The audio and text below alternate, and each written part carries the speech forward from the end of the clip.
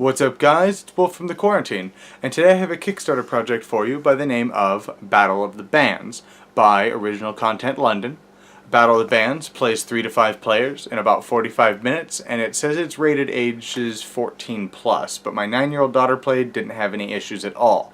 Now, there's a couple things that I have to mention about Battle of the Bands. Now, Battle of the Bands may be changing its name due to legal reasons, but I will have the name for it right here as a note once I know the name and whether or not they're going to be changing it. But that's a problem for later. So for all intent and purposes, the rest of this review, I'll be referring to the game as Battle of the Bands. In Battle of the Bands, the players take on the roles of band members in an up-and-coming band, and they're trying to become super famous and get all these fans.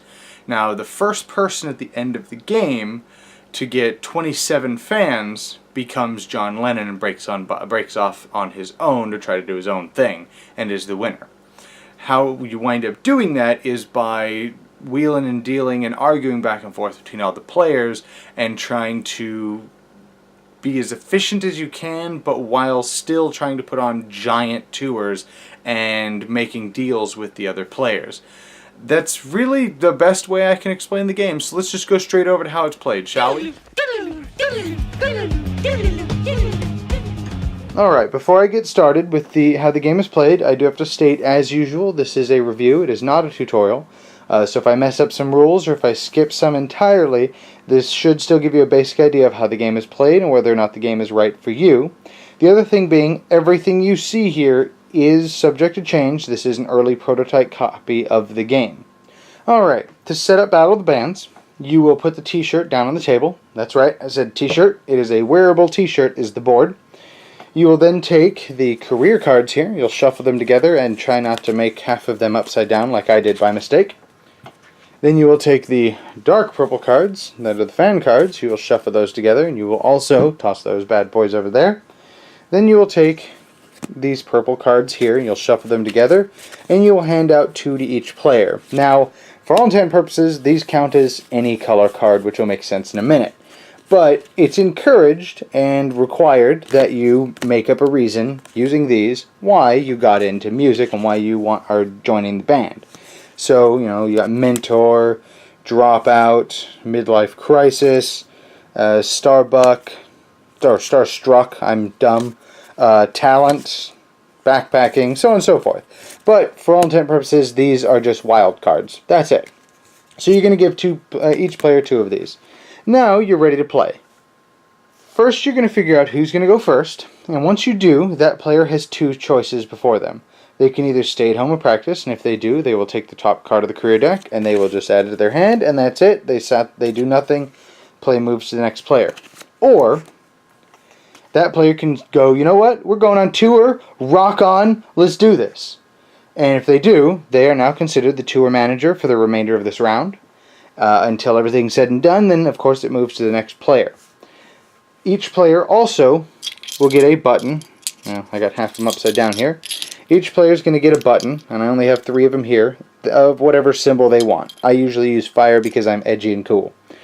And the players will now decide who's going to go on tour, and it's ultimately up to the tour manager's decision. So everybody's going to be arguing and yelling and bartering back and forth and go, well, I can contribute this and I can contribute that. Now, you have 2 things you need to think about as the band manager or the tour leader. Is the least amount of people that you go on tour with, the more spoils that are split, which will make sense in a minute. But the more people that go on tour, the bigger your tour can get, easier. So you've got to kind of do this balancing act and figure out, okay, how many people should I bring? How many people should I kick out? Blah, blah, blah. Now, the tour manager at will can go, you know what, I don't want you in the tour, never mind, I'm only going by myself, or just me and this person are going, or just me and these 2 people, or so on and so forth. So they can kick people out at will. And then, but everybody's going to be contributing cards, is essentially what you're trying to do. So you're going to start on level 1, and you need a red card, a yellow card, a green card, and a blue card. Once you've filled this up, you can then move to the next area, which needs a red, a yellow, a green, a blue, and then you also need to contribute fans. And if you've been listening, your goal is to have 27 fans. So you're actually having to give up points to go up make it bigger and you know, have more going on and potentially more spoils. So while you're contributing cards to this, so I have my pre-built little hand here, while you're contributing cards, these are considered wilds, so you can toss this in any one of these. Or you can actually put the proper colors in the proper area. So for demonstration purposes, we will say this is what everybody put down. And while you're putting down your cards, it's not just one person, everybody's putting them down, so you know that person's going, you know what, well, I can give us a viral video. Well, we can rock on with the clarinet. Oh yeah, well, I can get us a light show, and we're going to do an R&B song, and that's everybody's arguing and trying to go, well, I can do this, and I can put this in. And ultimately, you're wanting to, of course, match the colors, but you're also wanting to look at this number here. Because if you look at the board is split into two spaces. Technically three, but these don't do anything. You have gear cards, or was it career cards, down here, and then you have fan cards. So any cards that are in the fan spaces are going to generate fans. Any cards in the career are going to generate career cards. So everybody's constantly, you know, arguing and fighting back and forth, figuring out who's going to place what. During this, you're also going to take your button, and you're going to be placing your button on a card that you are going to want to keep. It doesn't have to be the one you placed, but you can go, you know what, I'll go on tour, but I want this viral video. And that alone could be something to go, you know what, no, get the hell out of the band. And they have to take all their cards with them and they're gone. But you're trying to, you know, you're wanting to put all these down on a card that you want to keep. However, you're allowed one button in each column. So if you get all the way up to a level 4 band, only one of the hype cards are actually going to be able to get kept. So it could be way up here. And you can wind up having something like this. And this order is also important for spoils, which will make sense, but you always start on this side and go that way. So whoever gets hype also is in a very good position. But anyways, I'll explain that momentarily. But what you're going to do is, once you're satisfied with what the performance is going to be, then boom, you've gone on tour and you're going to now get the spoils. So you look at each card and you go, okay, well, we have a 3 in a fans. So in this case, you will take 3 of these fan cards and you will put them in a pile. And then we have 1, 2, 3, 4, 5 cards in the career. And you want to make sure you keep the cards technically where they're at. I messed that up big time. But you want to keep the cards where they're at. It's pretty simple to see everything. So what did I say? 5 cards. So we got 5 right here. You will put them in the middle. Now, they're flipped over for everybody to see. And I have these upside down for some reason. And then now, the tour manager, before anybody, gets first pick to get 1 card out of all of these. So, of course, you're wanting 27 fans, so there's 3 fans right there. So you'll go, and everybody sees you take it, you go, you know what, I'm taking the 3 fans. Then, how I mentioned these buttons, then you're going to hand this to whoever is in the hype position. So you're going to hand these to them, it's now their time to choose. So they'll go, you know what, I'll take this fan. And then you're going to go to the heart. Okay, well they'll take, you know what, they don't want the 1 fan, but they want, maybe they want this. So I'll take that. Then you're going to move to the star, and so on and so forth. And you're going to keep going around and around and around and around and around until all these cards are gone. The tour manager only gets first dibs at first. After they take their 1 card, then it strictly goes in this order over and over until this is all gone. And that's how spoils work. So whoever gets this hype card, even if it's way up here, is still in a pretty cool position. If it's the team manager or the tour manager that's also in hype, they get the first 2 cards that come out, and that's huge. And that is basically how the game is played. After the spoils are set, or after the spoils are out, you're going to take your card that your thing is on. Everything else gets discarded, and then the team manager or the tour manager has to now discard down to 7 cards if they have 7 or more.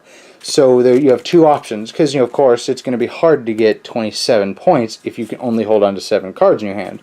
So with fans, you are allowed to put them face up in front of you, so they don't contribute to your hand size, but they're out. But they still contribute to points, and they're out of your hand, so you can have more cards to go on bigger tours.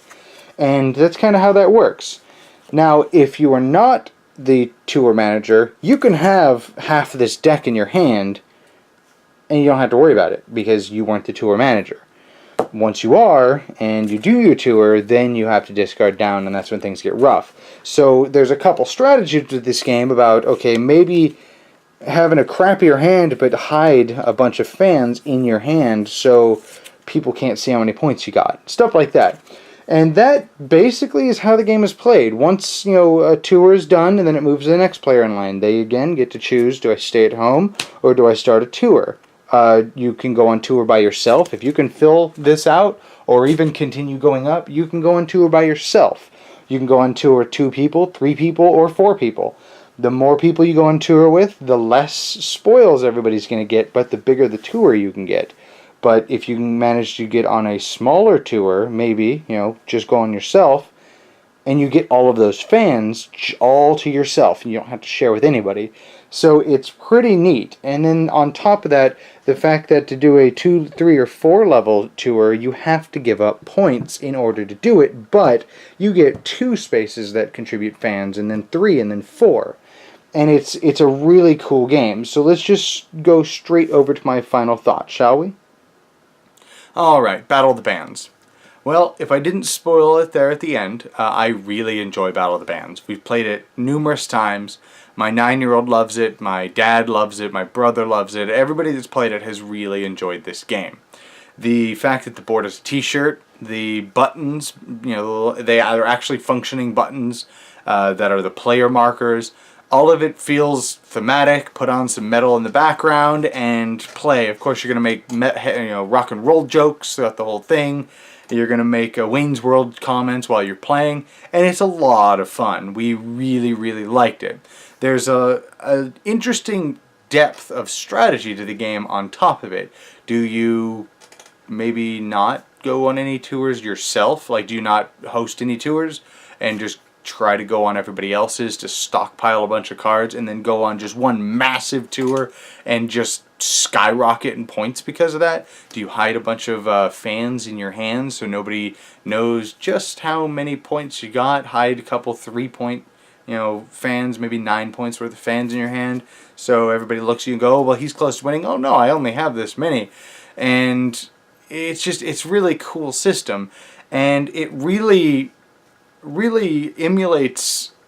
I mean, I've never been in a band. I am musically stupid, so I can't, my hands and head don't work well together, but I would imagine this emulates a small band trying to make it fairly well, because you are constantly arguing about, no, I want to go on tour by myself because I'm going to get more recognition and I'm going to get more stuff. Well, but we can do more stuff if we all go in, and yada yada yada, and everybody's back and forth about their reasoning about why they need to be on the tour, because they want fans too. They want fans. They want more gear to maybe go on their own tour and, leno it out.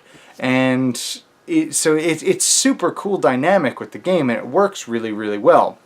However, we did have a few issues with the game, nothing too terribly game-breaking, and I talked to the developer, and we may have just had a couple fluke chances, but we did have a couple games that one player just didn't get to do anything throughout the game. Like, every time they would sit out, we wouldn't let them in a tour because they had crappy cards. Somebody else had better cards, so they would sit out and go, okay, on my turn, I'll just stay at home practice. And they would get a 0 card that does absolutely nothing. These are terrible. The only thing these are good for is putting in a space just so you can fill it out so you can go on tour. That's it. Other than that, these are garbage. These 0-cost cards do nothing. And that happened twice during our game, and so that's something I feel should be mentioned. However, again, talking to the publisher or the developer, he had mentioned never happened in any of his test plays, and there's certain strategies that you can get in and try to shoe into other people's tours and stuff like that, but it's something that I feel that I should mention. Other than that, though, that's really the only issue we actually had with the game. The game is outstanding. We absolutely love the game. There is actually one very large, I come to think of it, complaint that we do have with the game, and I think this will explain it better. Guess what? I got a fever, and the only prescription is more cowbell. Anyways, oddly enough, I had to put that in here because, strangely enough, there is no cowbell in the game, and that was just kind of confusing. However, I did talk to the developer. They fully plan on putting a cowbell in. They said they're going to be taking something out to replace it with cowbell. I don't remember what they said. But so cowbell will be in here, so that favor will be quelched. Terrible impression, sorry. Anyways, that is Battle of the Bands. It is on Kickstarter. Again, I'll have a link to it up here, and I will also have one down in the description as well. If you'd like to check me out on Patreon, I also have a link to it up here as well. Any little bit helps. I have a Twitter down in the description as well, and I will see you guys next time in the quarantine.